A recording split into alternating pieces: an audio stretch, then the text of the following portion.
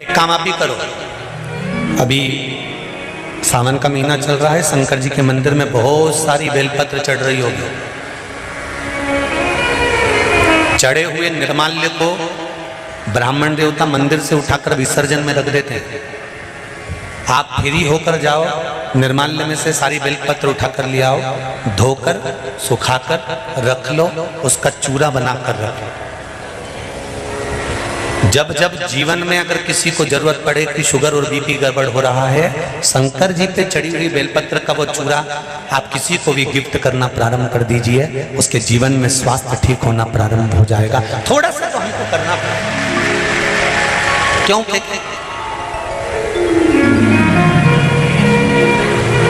कल हमने एक मैसेज में पढ़ा था, हरदा में एक संस्था तैयार हुई है। वो संस्था प्रत्येक शंकर जी के मंदिर में से निर्माल्य उतरे हुए फूल पत्ती माला लेने के लिए जा रही है। केवल एक मिस कॉल करो और वो मंदिर पहुंच जाती है और निर्माल्य चढ़ा हुआ बेलपत्र फल फूल जो भी है वहां पर चढ़ा हुआ फूल आदि वो लेकर आ जाती है। पर विश्वास रखकर मेरे महाकाल राजा पर, मेरे ओंकारेश्वर पर, मेरे कुबेरेश्वर महादेव पर विश्वास रखकर एक बार दिल से शिव महापुराण की कथा यदि सुन रहे हो और 7 दिन की श्रावण महीने की पूरी कथा सुन रहे हो, कामना कर कर बैठना, ये पक्का है 3 महीने में तुम भी कुबेरेश्वर धाम में आकर मिलोगे, ये निश्चित है।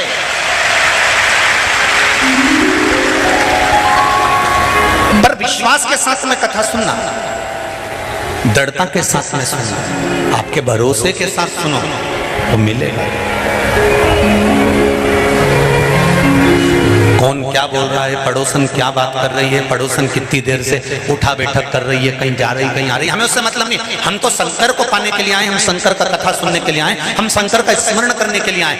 इतनी दूर दूर से 10 रुपए 20 रुपए 50 रुपए ऑटो का, गाड़ी का, डीजल का खर्च कर कर इतनी संख्या में आप लोग आकर बैठे हो, तो बाबा आपको खाली तो नहीं भेजेगा, कुछ ना कुछ देकर जरूर भेजेगा, ये निश्चित है।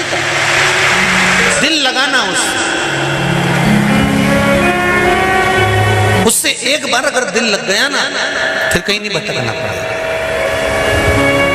आप किसी कार्य के लिए आगे बढ़ रहे हो और वो कार्य हो ही नहीं रहा, बहुत प्रयास कर लिया आपने और वो काम हो ही नहीं रहा, अथक प्रयास कर कर थक गए, तब घर से जब निकलो तो एक विचार कर कर निकला, मुख से कहकर निकलना कि आज मैं इस कार्य के लिए जा रहा हूं और मेरे साथ मेरा महादेव जा रहा है।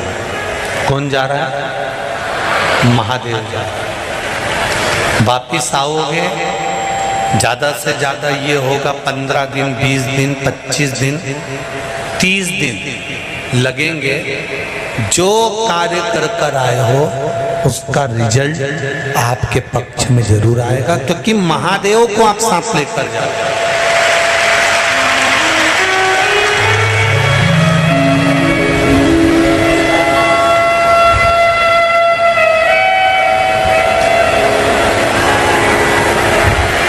अगर हमने किसी की निंदा कर दी है, हमने किसी की निंदा श्रवण कर ली, हमारे मुख से हमने अपशब्द कह दिया, हमारे मुख से हमने किसी को ताना दे दिया, हमारे मुख से हमने किसी को गाली दे दी, हमारे मुख से हमने किसी को आड़ा टेढ़ा बोल दिया, तो दिन भर में कम से कम 3 बार या तो गंगा जी का स्मरण कर लेना चाहिए, हर हर गंगे, या फिर नर्मदे हर, और अगर ये भी नहीं कर सकते तो हर हर महादेव। 3 बार मात्र स्मरण कर लेने से जीव के मस्तक का जो पाप है वो क्षीण होने लगता है, समाप्त।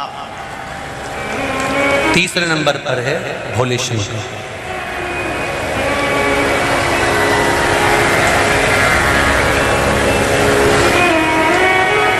बहुत तेज क्रोध आ रहा,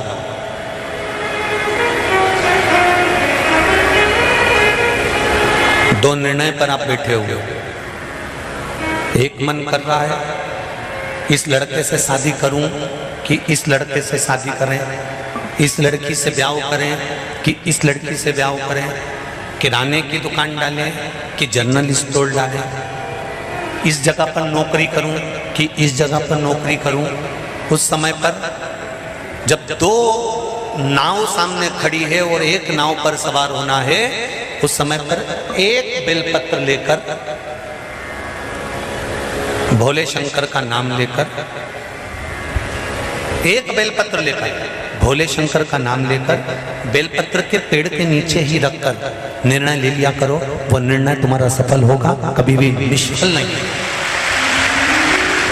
एक बेलपत्र का बल कितना प्रबल है, स्कंद पुराण भी कहती है कि बेलपत्र का एक पत्ता,